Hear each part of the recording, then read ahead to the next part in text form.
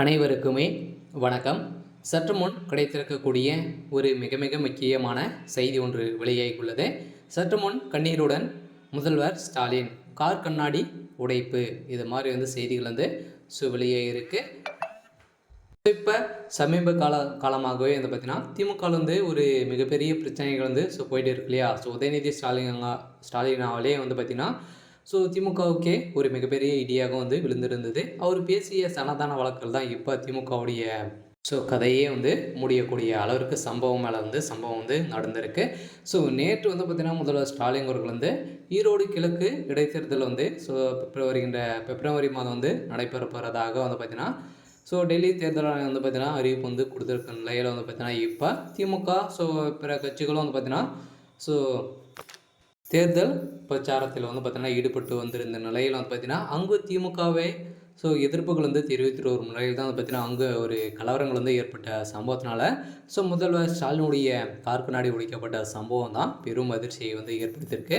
அங்கு திமுகவை சார்ந்த அமைச்சர்களும் முதல்வர் ஸ்டாலின் அவர்கள் உதயநிதி அனைவருமே சென்றிருந்த நிலையில் அங்கு பார்த்தீங்கன்னா மக்கள் ஏற்கனவே மத கலவரங்களை செய்த திமுகவுடைய அரசு மீது இப்போ பார்த்தீங்கன்னா நிறைய போராட்டங்கள் எதிர்ப்பாக தெரிவித்து வரும் நிலையில் அடிக்கடி எதிர்கட்சி தலைவர்களும் திமுகவை குற்றச்சாட்டி வந்திருக்கும் நிலையில் மக்கள் மனநிலை பார்த்தீங்கன்னா ஒட்டுமொத்தமாக அதர்கட்சிக்கு மாறி இருக்கிற சம்பவம் தான் இப்போ திமுகவுடைய முதல்வர் ஸ்டாலின் கார் கண்ணாடி உடைக்கப்பட்ட சம்பவத்தினால இதை பற்றியே அவங்க தெரிஞ்சுக்கலாம். அதனால் வருகின்ற சட்டமன்ற தேர்தலுக்குள்ளே பார்த்தீங்கன்னா திமுகவுடைய ஒட்டுமொத்த மன்னராட்சியை ஒழிக்கக்கூடிய சம்பவம் தான் நடத்த போகிறது. ஏற்கனவே ஆதவர்ஜன் அவர்களும் வெளியிட்டிருக்கக்கூடிய ஆதாரங்கள் அனைத்தையும் பார்க்கும்போது பார்த்தீங்கன்னா திமுக செய்த அனைத்து ஊழல் பட்டியல்களும் செய்த தவறுகள் அனைத்தையுமே பார்த்திங்கன்னா வருகின்ற நலத்திட்டங்களை அனைத்துமே கொள்ளடிக்கக்கூடிய சம்பவங்களாக தான் பார்த்திங்கன்னா அந்த திமுகவில் இருக்கக்கூடிய அமைச்சர்கள் அனைவருமே செயல்பட்டு வருகின்ற நிலையில் இப்போ அது உட்கட்சிக்குள்ளே இருந்து வெளிவந்த